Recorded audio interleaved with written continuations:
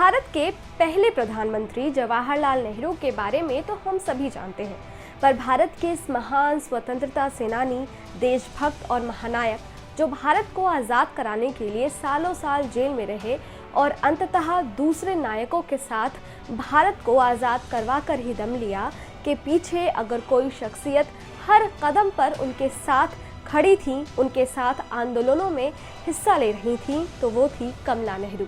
यहाँ तक कि जब पंडित नेहरू को अंग्रेज़ों के खिलाफ भाषण देने के जुर्म में भाषण के बीच में से ही गिरफ्तार कर लिया गया, तो कमला ही वो शख्सियत थी जिन्होंने आगे आकर उस भाषण को पूरा किया।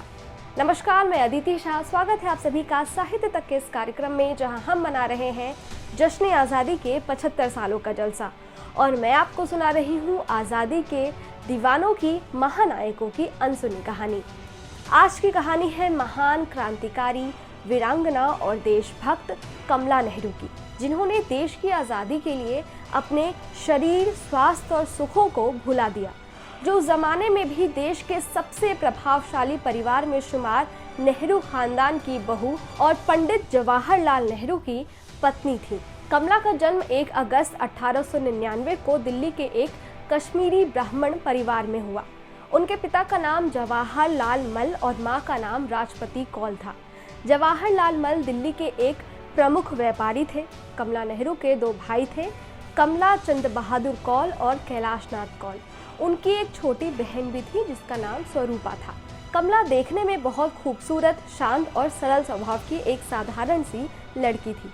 उस समय लड़कियों की पढ़ाई लिखाई पर कुछ खास ध्यान नहीं दिया जाता था और कम उम्र में ही उनकी शादी करा दी जाती थी। सो कमला नेहरू भी ज़्यादा पढ़ी लिखी नहीं थी, लेकिन वे हिंदी जानती थी। औपचारिक शिक्षा नहीं होने की वजह से उन्हें अंग्रेज़ी बिल्कुल भी नहीं आती थी। उधर इलाहाबाद यानी कि अब के प्रयागराज में हर भारतीय माता पिता की तरह मोतीलाल नेहरू और स्वरूप रानी को अपने बेटे की शादी की चिंता थी। वे जल्द से जल्द अपने बेटे जवाहरलाल नेहरू की शादी कराना चाहते थे। वहीं जवाहर की मां स्वरूप रानी एक सुंदर बहू चाहती थी और जवाहर खुद सुंदरता के साथ साथ पढ़ाई लिखाई भी चाहते थे। उन दिनों कश्मीरी पंडित परिवारों में पढ़ी लिखी लड़कियों का मिलना आसान नहीं था। दिल्ली के व्यापारी पंडित जवाहर मल कौल की बेटी कमला जवाहरलाल नेहरू के माता पिता को पसंद आ गई और जवाहर ने भी हामी भर दी। 8 फरवरी 1916 को बसंत पंचमी के दिन मोतीलाल नेहरू एक स्पेशल ट्रेन से अपने बेटे की बारात लेकर दिल्ली पहुंचे और शादी के बाद हफ्ते भर दिल्ली में सेलिब्रेशन चलता रहा। इकलौते बेटी की शादी उस घर में सालों बाद आई, वो खुशी थी जिसका सबको बेसब्री से इंतजार था। दुल्हन को लेकर बारात इलाहाबाद वाले घर लौटी तो वहाँ भी हफ्तों पार्टियां चलती रही। जिस वक्त कमला और जवाहरलाल नेहरू की शादी हुई, उस वक्त कमला सिर्फ 17 साल की थी और जवाहरलाल नेहरू 26 के। नेहरू के घर में पश्चिमी कल्चर था और कमला एक पारंपरिक कश्मीरी ब्राह्मण परिवार में पली बढ़ी थी। ऐसे में घर में उन्हें एडजस्ट करने में काफ़ी दिक्कत भी हुई। ब्रिटिश लेखिका कैथरीन फ्रैंक ने अपनी पुस्तक Indira the life of Indira Nehru Gandhi में लिखा है कि दिल्ली के परंपरावादी हिंदू ब्राह्मण परिवार से संबंध रखने के कारण हिंदू संस्कार कमला नेहरू के चरित्र का एक प्रमुख हिस्सा थे, लेकिन पश्चिमी परिवेश वाले नेहरू खानदान में उन्हें एकदम विपरीत माहौल मिला, जिसमें वो खुद को अलग थलग महसूस करती रही। 19 नवंबर 1917 को कमला ने एक बेटी को जन्म दिया जिसका नाम इंदु रखा गया। इंदु बाद में इंदिरा गांधी के नाम से प्रसिद्ध हुई और आगे चलकर भारत की पहली महिला प्रधानमंत्री बनी। कमला नेहरू महात्मा गांधी से बहुत प्रभावित थी। 1921 में जब गांधी जी ने असहयोग आंदोलन की घोषणा की, तो पंडित मोतीलाल नेहरू और पंडित जवाहरलाल नेहरू ने भी आंदोलन में बढ़ चढ़कर हिस्सा लिया। आंदोलन की वजह से उन्हें गिरफ्तार कर जेल में डाल दिया गया। इस घटना का कमला नेहरू पर गहरा असर पड़ा।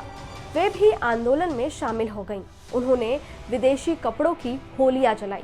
वे गांव-गांव घूमकर स्वदेशी का प्रचार करने लगी। महिलाओं से मिलती और उन्हें समझाती कि अपने ही देश का बना हुआ कपड़ा पहनना चाहिए। आंदोलन की वजह से उन्हें अंग्रेजों ने जेल में डाल दिया। साल 1924 से कमला नेहरू की तबीयत खराब रहने लगी। धीरे धीरे उनकी बीमारी बढ़ती चली गई। उन्हें इलाज के लिए स्विट्जरलैंड ले जाया गया। उनके साथ इंदिरा गांधी, भी वहां गई थी। कुछ दिन के बाद नेहरू भी वहां पहुंचे। कई महीनों के इलाज के बाद उनकी तबीयत में कुछ खास सुधार नहीं हुआ, जिसके बाद वे वापस भारत लौट आईं। साल 1930 में सत्याग्रह आंदोलन शुरू हुआ। मोतीलाल नेहरू और जवाहरलाल नेहरू भी इसमें शामिल हो गए। अंग्रेजों ने मोतीलाल नेहरू और जवाहरलाल नेहरू समेत आंदोलन कर रहे लोगों को जेल में डाल दिया। कमला नेहरू इस आंदोलन में पहले से सक्रिय थी, लेकिन जब कांग्रेस नेताओं की गिरफ्तारी के बाद वे पूरी तरह इस आंदोलन में कूद पड़ी। जनता का मनोबल बढ़ाने के लिए और लोगों में देशभक्ति की भावना जगाने के लिए वे बार बार नमक कानून को नमक बना बनाकर तोड़ती रहीं। एक बार फिर अंग्रेजों ने उन्हें गिरफ्तार कर जेल में डाल दिया। बाद में कांग्रेस और सरकार के बीच समझौते की बातें चली और इस समझौते के बाद सभी कांग्रेस नेताओं को और कार्यकर्ताओं को छोड़ दिया गया। राउंड टेबल कॉन्फ्रेंस के बाद जब गांधी जी लंदन से भारत लौट रहे थे तो उन्हें जहाज पर ही गिरफ्तार कर लिया गया। गांधी जी की गिरफ्तारी का विरोध जोरों शोरों से होने लगा। जवाहरलाल नेहरू और मोतीलाल नेहरू ने आंदोलन किया। इस आंदोलन की वजह से उन्हें फिर से जेल में डाल दिया गया।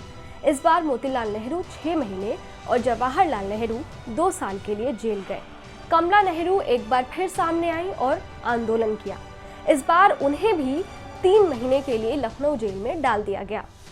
जेल में मोतीलाल नेहरू की तबीयत बिगड़ने लगी। हालात ज़्यादा खराब होने की वजह से जवाहरलाल नेहरू और कमला नेहरू को रिहा कर दिया गया, लेकिन मोतीलाल नेहरू को नहीं बचाया जा सका। पंडित मोतीलाल नेहरू की मृत्यु के बाद जवाहरलाल नेहरू फिर से जेल चले गए। कमला नेहरू बाहर थी। उन्होंने पंडित मदन मोहन मालवीय के साथ मिलकर ब्रिटिश सरकार के खिलाफ बॉम्बे में विशाल रैली का आयोजन किया। बॉम्बे से लौटने के बाद कमला नेहरू बीमार रहने लगी। उधर जवाहरलाल नेहरू वापस से कांग्रेस के काम में लग गए। नेहरू ने कलकत्ता के अल्बर्ट हॉल में सभाएं की। उन पर राजद्रोह का मुकदमा चला और उन्हें इलाहाबाद से गिरफ्तार कर जेल में डाल दिया गया।